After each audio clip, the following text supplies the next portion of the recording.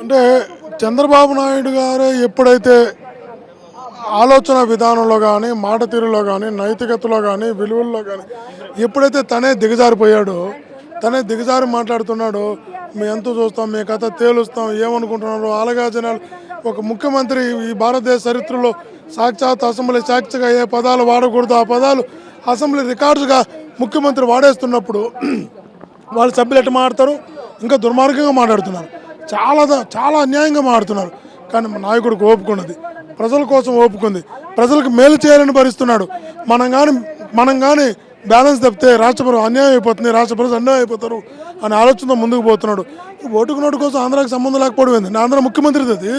ఆంధ్ర ముఖ్యమంత్రి రెడ్ హ్యాండెడ్గా దొరికి నీ వాయిస్ అదే అని చెప్పి ఫోరెన్సిక్ నిపుణులు నిర్ధారణ చేసి నువ్వే దొంగ అని సుప్రీంకోర్టు ఆల్మోస్ట్ కేసు విచారణ స్వీకరించిన తర్వాత అది పనికిమాల కేసు అంటారంటే అంటే సుప్రీంకోర్టు కూడా తప్పడుతున్నారా? అంటే సుప్రీంకోర్టు దాన్ని యాక్సెప్ట్ చేసింది అంటే ఎంతో కొంత దాని నిజం ఉన్నట్టే కదా. నిజం ఎంతో కొంత కదా, పూర్తిగా నిజం ఉంది కాబట్టి సుప్రీంకోర్టు యాక్సెప్ట్ చేసింది. ఒకసారి సుప్రీంకోర్టు దాని విచారణకి యాక్సెప్ట్ చేసిన తర్వాత ఇది పనికిమాల కేసు అంటే మీరు యాక్సెప్ట్ చేసిన జడ్జీలు కూడా తప్పడుతున్నారా? సుప్రీంకోర్టు కూడా తప్పడుతున్నారా? పనికిమాల జడ్జీలు అన్నట్ట, పనికిమాల సుప్రీంకోర్టు అన్నట్ట. దాని అర్థం అదే కదా. అంటే మీరు కోర్టులో కూడా మాట్లాడే స్థాయికి దిగారు. ఇన్ని రోజులు ప్రతిపక్షాలే అనుకున్నాం, ప్రజలనే అనుకున్నాం, ఇప్పుడు కోర్టును కూడా తిడుతున్నారు. వీళ్ళు రిటర్న్గా పాంప్లెట్ పంచుతున్నారు కోర్టుకు వ్యతిరేకంగా. నేను అగ్రిగోల్డ్ గురించి మాట్లాడారు, నేను ఒకటే మాట్లాడతా, చాలా చించుకొని అరిచారు. ఒకటిడు తొడగొట్టాడు, సవాల్ అన్నాడు, తేల్చుకుందాం అన్నాడు. అరే మాకు కూడా తొడగొట్టే అవకాశం ఇచ్చుంటే చెప్పుంటాం. అవకాశం మీరే తొడగొట్టేసి మీరే మొత్తం ఎత్తున పెద్ద ఎత్తున ఛాలెంజ్లు సవాళ్ళు చేసి మీరే దాడుకొని వెళ్ళిపోతే ఎట్లా? మా పక్క నిజం ఉంది, నిజాయితీ ఉంది, వాస్తవం ఉంది, నిరూపిస్తా. మీరు అన్ని రకాల శిక్షలు సిద్ధపడాలా? నేను ఇప్పుడే నిరూపిస్తున్నా ప్రజలకి. ఇక్కడ చూడు, పాస్బుక్ నెంబర్, పట్టా నెంబర్ 525, ఆంధ్రప్రదేశ్ ప్రభుత్వం పట్టాదారు పాస్ పుస్తకం, పేరు ప్రత్తిపాటి తేనె వెంకాయమ్మ, వైఫ్ ఆఫ్ పుల్లారావు, చిలకలూరుపేట. తహసీల్దార్ సంతకం పెట్టాడు ఫోటో పైన. ఈ తహసీల్దార్ ఇటు పెట్టిన సంతకము ఒకటి ఉంది, కింద వచ్చి ఇక్కడ సంతకం పెట్టాడు తహసీల్దారు, ఇదొక సంతకం ఉంది. ఈ పేరుతో పాస్బుక్ ఇచ్చారు. కింద ఎవరు ఉండాలా? వ్యవసాయదారుడు ఎవరు ఉండాలా? వెంకాయమ్మ ఉండాలా? ఉదయకిరణ్ వచ్చాడు, ఇక్కడ వ్యవసాయదారుడు ఉదయకిరణ్ వచ్చాడు. పాస్బుక్లో ఫోటో ఉంది, ఫోటో మీద ఒక తహసీల్దార్ సంతకం పెట్టాడు, కింద అటెస్ట్ ఒక సంతకం ఇంకో తహసీల్దార్ సంతకం పెట్టాడు. ఏందండి ఇది? ఏం మాల్ ప్రాక్టీస్ ఇది? ఏం గందరగోళం ఇది? ఇది నిజం కాదా? ఈ పాస్బుక్ అబద్ధమా? సమాధానం చెప్తారా? నిజం చేద్దాం. నేను ఛాలెంజ్ చేస్తున్నా పుల్లారావు గారిని, నేను నిరూపించకపోతే ఎమ్మెల్యేకి రాజీనామా చేస్తా. పుల్లారావు గారు మాకు రాజీనామా చేస్తాడా? I'm ready to resign my MLA post. Pullarao గారు సిద్ధంగా ఉన్నాడా? రమ్మని చెప్పి నేను బహిరంగ ఛాలెంజ్ చేస్తున్నా. ఆధారాలతో పాటు, అంకెలతో పాటు వీళ్ళు మాల్ ప్రాక్టీస్ని, వీళ్ళు తప్పుల్ని ప్రూవ్ చేస్తా. సవాల్ చేస్తున్నా మా మంత్రిని, నువ్వు రా ధైర్యం ఉంటే ప్రూవ్ చేస్తున్నా. నేను ప్రూవ్ చేస్తా. నేను ప్రూవ్ చేయలేకపోతే రిజైన్ చేస్తా. ప్రూవ్ చేస్తా, నువ్వు రిజైన్ చేస్తావా? సిద్ధంగా ఉండవా?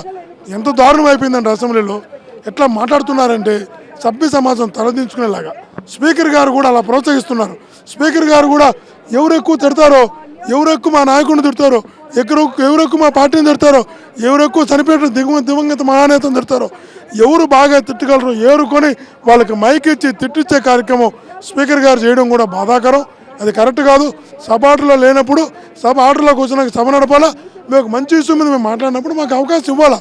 అవకాశం ఇవ్వనప్పుడు సభ ఆర్డర్లోకి తేవాలా. సభ ఆర్డర్లోకి తేకుండా మాకు అవకాశం ఇవ్వకుండా మమ్మల్ని తిట్టే వాళ్ళని, మమ్మల్ని ఎంత పదజాలంతో మాట్లాడితే అంత ఆనందపడుతున్నట్టు కనబడుతున్నారు స్పీకర్ గారు. లోపల ఎలా ఉందో తెలియదు కానీ బైక్ చూస్తే అలా కనబడుతున్నారు. ఎందుకట్లా మమ్మల్ని తిట్టించడం కార్యక్రమం పెట్టుకున్నావు? అందుకోసం కాదు కదా మీరు స్పీకర్ అయింది. మీరు స్పీకర్ స్థానంలో, గౌరవమైన స్థానంలో కూర్చున్నది మమ్మల్ని తిట్టించడానికా? కాదు కదా. ఏదేమైనా చెప్తున్నావు, చంద్రబాబు నాయుడు పట్టుబడినటువంటి దొంగ, పట్టుబడినటువంటి వ్యక్తి.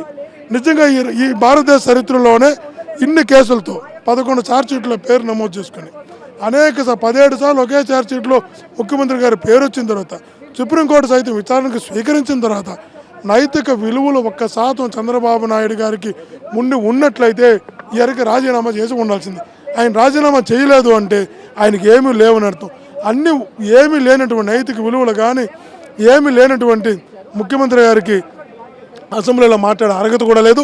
మరలా ఒకసారి చెప్తున్నా, పుల్లారావు గారికి మరలా ఒకసారి ఛాలెంజ్ చేస్తున్నా. నిన్న మీరు తొడగొట్టడం కాదు, మీసం తిప్పడం కాదు, ఊరికే అసత్యపు ఛాలెంజ్లు చేయడం కాదు. నేను నిజంగా చెప్తున్నా, నిజాయితీగా ఛాలెంజ్ చేస్తున్నా. ఆధారాలతో పాటు నువ్వు అగ్రికల్చర్ భూములు కొన్నావని, అగ్రిగోల్డ్ బాధితులు రోడ్డు మీద పడ్డానికి నువ్వు కూడా కారణమని, దాని వెనకాల ముఖ్యమంత్రి గారు ఉన్నారని, హాయ్లాండ్లో లోకేష్ బాబు గారికి సంబంధం ఉందని నిన్నగానే చర్చ జరుగుంటే నిర్ధారణ అవుతుందని, హాయ్లాండ్లో చర్చ జరగనీయకుండా మంత్రి పుల్లారావు యొక్క చేసినటువంటి అగ్రిగోల్డ్ బాధితుల కడుపు కొట్టినందుకు, వాళ్ళ ఆస్తులు రాసుకున్నందుకు అగ్రిగోల్డ్ ఆస్తులు నిరూపణ అవుతుందని మమ్మల్ని మాట్లాడనీయకుండానే మీరే అన్నీ మాట్లాడేసి వాయిదా వేసుకున్నారు. ఇది అప్రజాస్వామికం, అన్యాయం. ఇది అసెంబ్లీలో అడుగుపెట్టిన మొదటి రోజు నుంచి కూడా రాజశేఖర్ రెడ్డి గారిని, జగన్మోహన్ రెడ్డి గారిని తిట్టకుండా ఏ రోజు కూడా గడవదు. నిజంగా ఈరోజు జగన్మోహన్ రెడ్డి గారు అధికారంలో లేడు. ఆయన తన తండ్రి ఆశయాలకు అనుగుణంగా పార్టీ పెట్టి ప్రజలకు అండగా ముందుకు వెళ్తున్నాడు. మీరు 9 ఏళ్ల అధికారంలో ఉన్నప్పుడు మీరు ప్రజలకు ఏమీ చేయకపోవటం, రైతుల్ని, ఈ రాష్ట్ర ప్రజల్ని సర్వనాశనం చేయడం వల్ల 10 సంవత్సరాలు మిమ్మల్ని ప్రతిపక్షంలో కూర్చోబెట్టారు. కానీ ఈ రాష్ట్రం విడిపోయిన నేపథ్యంలో మీకు సీనియారిటీ ఉంది, మీరేదో చేయగలరు, మీరు మోడీతో కలిసి పవన్ కళ్యాణ్తో కలిస్తే మీరైతే చక్కదిద్దగలరన్న నమ్మకంతో మీ యొక్క 600 హామీలు నమ్మి మీకు ఓటేశారు. కానీ ఓటేసిన ప్రతి ఓటరు కూడా ఈరోజు తనని తాను కొట్టుకునే పరిస్థితి వచ్చింది. కానీ మీరేం చేస్తున్నారు? ఏదో జగన్మోహన్ రెడ్డి గారు అడ్డుపడుతున్నారు, ప్రజా సమస్యల గురించి మాట్లాడట్లేదు, అభివృద్ధిని అంటుకుంటున్నాడు, మేమేదో చేయాలనుకుంటే అంటారు. ఈరోజు ఒక ప్రివిలేజ్ కమిటీ చైర్మన్ గారు పచ్చి అబద్ధం అసెంబ్లీలో చెప్తున్నారు. ఒక్క ప్రజా సమస్య మీద కూడా వీళ్ళు మాట్లాడట్లేదు. అసలు అగ్రిగోల్డ్ మీద వీళ్ళు వాయిదా తీర్మానమే ఇవ్వలేదంటారు. ఇక్కడ చూడండి, ఓటుకు నోటు కేసు గురించి వాయిదా తీర్మానం, అలాగే రాష్ట్రంలో నెలకొన్న కరువు పరిస్థితుల మీద వాయిదా తీర్మానం, అలాగే మీరు చూస్తే అగ్రిగోల్డ్ బాధితుల మీద నిన్న 22వ తేదీ అనిల్ కుమార్ పేరు మీద వాయిదా తీర్మానం, అలాగే కేంద్ర మంత్రివర్గం రాష్ట్రానికి ప్రత్యేక ప్యాకేజ్ ఇస్తూ నిర్ణయం తీసుకుంటే ప్రత్యేక హోదా కావాలని డిమాండ్ చేస్తూ తీర్మానం పెట్టారు రాజేంద్రనాథ్ గారు. ఈరోజు క్వశ్చన్ అవర్ చాలా ముఖ్యమైనది, క్వశ్చన్ అవర్ ముఖ్యమైనది, దాన్ని బుల్డోజ్ చేస్తున్నారు అంటున్నారు. నేను ఒకటే అడుగుతున్నాను, ఈరోజు తెలుగుదేశం పార్టీకి కానీ బీజేపీ పార్టీకి కానీ వాళ్ళ నియోజకవర్గాల్లో పనులు జరగట్లేదా? వాళ్ళు చిటికేస్తే ఇంటికి వచ్చి పని చేసిపోతున్నారు ఆఫీసర్లు. కానీ ఈరోజు ప్రతిపక్ష నాయకులైన మాకు ఎమ్మెల్యే ఫండ్ లేదు, మేము చెప్తే పనులు చేయకూడదని ఆఫీసర్లకు స్ట్రిక్ట్గా చెప్పారు. మేము ఒక చిన్న పెన్షన్ ఇవ్వాలన్నా, ఒక బోర్ వేయాలన్నా కూడా జన్మభూమి కమిటీని అడిగితే వాళ్ళు చెప్తేనే వేస్తామని ప్రజల చేత ఎన్నుకోబడిన మమ్మల్ని రబ్బర్ స్టాంపులుగా పక్కన పెట్టి పనికి మాలిన వాళ్ళని, దొంగల్ని, ఓడిపోయిన వాళ్ళని ఆ కమిటీల్లో వేసి వీళ్ళు పనులు చేసుకుంటూ ఈరోజు క్వశ్చన్ అవర్ గురించి మాట్లాడుతున్నారు. క్వశ్చన్ అవర్ జరగకపోతే మాకు నష్టం. మా నియోజకవర్గాల్లో చిన్న చిన్న సమస్యల గురించి మేము మాట్లాడతాం. అవి కూడా మేము త్యాగం చేసి రాష్ట్ర వ్యాప్తంగా ఎన్నో కోట్ల మందికి సంబంధించిన ప్రత్యేక హోదా వస్తే విద్యార్థుల ఉద్యోగ విషయం కానీ, అలాగే కరువు విషయంలో చూస్తే రైతులకు వచ్చే ఇన్పుట్ సబ్సిడీ కానీ, వాళ్ళకి జరగబోయే రుణమాఫీ గురించి కానీ మాట్లాడే అవకాశం ఉంది. అలాగే అగ్రిగోల్డ్ గురించి తీసుకుంటే దాదాపుగా మన రాష్ట్రంలో 20 లక్షల మంది బాధితులు ఉన్నారు.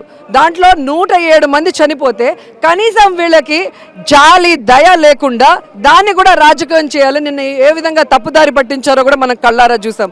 అలాగే మీరు చూస్తే ఓటుకు నోటు కేసు సిగ్గు లేకుండా ధూళిపాల నరేంద్ర గారు చెప్తున్నారు ఇది పక్క రాష్ట్రంలో జరిగిన విషయం, ఇక్కడ సంబంధం లేదని.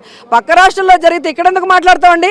ఆ రాష్ట్రంలో చేసిన దొంగ ఇక్కడ శాసనసభలో సీఎంగా ఉన్నాడు కాబట్టి, ఆయన వల్ల ఈ రాష్ట్రం పరువు పోయింది కాబట్టి దాని గురించి చర్చించాలి. రాజ్యాంగాన్ని, ప్రజాస్వామ్యాన్ని అపహాసం చేసిన వ్యక్తిని రాజ్యాంగంలో అత్యున్నత స్థానమైన శాసనసభలో మనం చర్చించి ఆ మనిషిని బయటికి పంపించే తీర్మానం చేయాలి.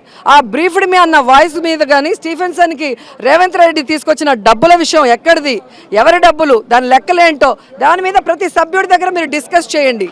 మీరు ఏదో ఎక్కడో అన్న మాటని మీరు అనలేదు అని చెప్పి నేను చెప్పుకోవడానికి ఇక్కడ ఒక వీడియో ప్లే చేశారే, ఆ వీడియోలు కాదండి. ఓటు నోటు కేసులో రేవంత్ రెడ్డి ఏం చేశాడు, స్టీఫెన్సన్ దగ్గర ఏం మాట్లాడారు, చంద్రబాబు నాయుడు ఏం మాట్లాడారో వేయండి. వనజాక్షిని చింతమనేని ఇసుకలేసి కొడితే ఆవిడ ఏ విధంగా ఏడ్చింది, తనకి ఎలా ప్రాణహాని ఉంది చెప్పిందో అది వేయండి. రిషితేశ్వరి చనిపోయినప్పుడు వాళ్ళ తల్లిదండ్రులు కాళ్ళు అరిగిపోయేలాగా ఇక్కడ తిరిగితే అపాయింట్మెంట్ కూడా ఇవ్వకుండా ఇంతవరకు ఆ నేరస్తుల్ని శిక్షించకుండా ఉంటే వాళ్ళ గుండెలు ఎలా అవిసిపోయాయో ఆ వీడియోలు వేయండి. అలాగే కాల్మనీ సెక్స్ రాకెట్లో అమాయకమైన ఆడవాళ్ళు వ్యభిచార కూపంలో మునిగిపోయి బయటికి రాలేక ఏడుస్తున్నారు, వాళ్ళ యొక్క వీడియోలు వేయండి.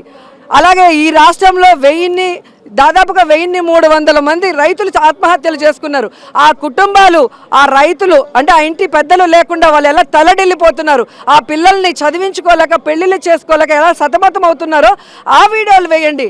అలాంటివన్నీ వదిలేసి ఏదో ఎక్కడో జరిగింది సభకు సంబంధం లేనిది వేసి ఈరోజు స్పీకర్ గారి మెప్పు పొందడం కోసం, ప్రతిపక్షాన్ని తిట్టడం కోసం మీరు వాడుకుంటున్నారే తప్ప ఇది మంచి పద్ధతి కాదు. స్పీకర్ గారిని మేము గౌరవిస్తున్నాం, శాసనసభలో మాకు తండ్రిగా భావిస్తున్నాం కాబట్టి సమస్యల మీద మాట్లాడే అవకాశం ఇవ్వమని ఆయనను మేము ప్రార్థిస్తున్నాం. ఆయన ముందు మేము ధర్నా చేసుకుంటున్నాం. మీకేం సంబంధం? మీరు స్పీకర్ గారు చేయించాల్సిన ప్రతిజ్ఞని బుల్డోజ్ చేసి ముఖ్యమంత్రి గారు తానే అంతా అసెంబ్లీకి అన్నట్టుగా అహంకారంతో, అధికార మదంతో నిన్న ప్రతిజ్ఞ చేయించినప్పుడు మేము ఎందుకు చేయాలండి? కౌన్సిల్లో చూస్తే చూడండి, చైర్మన్ చేస్తారు, అలాగే శాసనసభలో స్పీకర్ చేయాలి. అంటే మీరు స్పీకర్ గారిని అవమానిస్తున్నారు, మీరు స్పీకర్ గారి మీద ప్రెషర్ పెడుతున్నారు. నిన్న కూడా జగన్ గారికి మైక్ ఇవ్వకూడదు, నేను స్పీచ్ అయిన వెంటనే వాయిదా వేయమని చంద్రబాబు నాయుడు గారు చెప్పడం, కాలువ శ్రీనివాస్ గారు ఇలా అనటం, అంతలోపు వాయిదా పడ్డాం. దీనివల్ల దేశం మొత్తం కూడా, దేశ విదేశాల్లో ఉన్న తెలుగు వాళ్ళకు కూడా స్పీకర్ గారిని ఏ విధంగా ప్రెషర్ చేసి ఆయన ఏ విధంగా మీరు అవమానిస్తున్నారో తెలుగుదేశం పార్టీ వాళ్ళు కళ్ళారా చూస్తున్నారు. ఇక్కడ మేము అవమానించడం లేదు, మీరు అవమానిస్తున్నారు. ఓటు కోట్లకి సంబంధించింది ఆ కేసు ఒక పనికిమాలిన కేసు అని ఒక ప్రెస్ నోట్ కూడా టీడీపీ రిలీజ్ చేసింది. దాని మీద ఏమంటారండి? అసలు చర్చించాల్సిన అవసరమే లేదు ఈ శాసనసభలో. మరి నిన్న కారు షెడ్లో ఉండాలి, ఆడది ఇంట్లో ఉండాలి అని చెప్పిన వ్యాఖ్యల్ని ఇక్కడ వేసి మరి ఎందుకు దాని గురించి అంత హంగామా చేశారు? డిమాండ్స్ని కూడా పక్కన పెట్టి వాటి మీద డిస్కషన్ చేయకుండా, మరి నిజంగా ఆయన తప్పు చేయకపోతే ఆయన అన్న రోజే ఆల్ పార్టీ మీటింగ్ జరిగి మహిళలందరూ వచ్చి ఆయన్ని కలిసినప్పుడు నేను అన్న వ్యాఖ్యలు మీకు బాధ కలిగించుంటే సారీ అమ్మా అని చెప్పాడు. మరి తప్పు చేయనప్పుడు ఎందుకు సారీ చెప్పారు? మరి ఈరోజు పనికిమాలిన కేసు అంటే పనికిమాలిన వాళ్ళు చేస్తే పనికిమాలిన కేసు అంటారా?